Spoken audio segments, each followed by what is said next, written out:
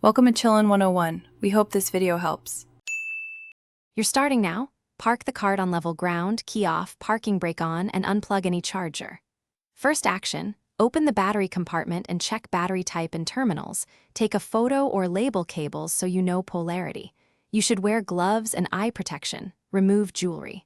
Loosen the negative terminal first to avoid shorting, then loosen positive and any interconnects. Once the cables are free, lift battery hold downs and prepare to remove the battery using proper lifting technique. Now remove the batteries.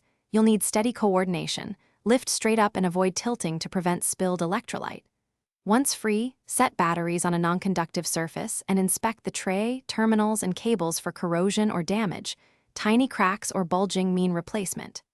Clean terminals with a baking soda paste to neutralize acid, scrub with a wire brush, rinse lightly, and dry completely. Make sure interconnect cables are in good condition. Replace any frayed or corroded connectors before reinstalling. Place the replacement battery in the tray in the original orientation, making sure vents and terminal positions match.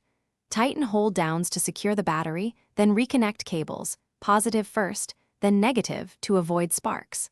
Apply a terminal protector and ensure cables are routed clear of moving parts. Charge the battery fully per manufacturer recommendations, then check resting voltage and perform a basic load test. If the cart won't start, verify polarity, cable tightness, and individual.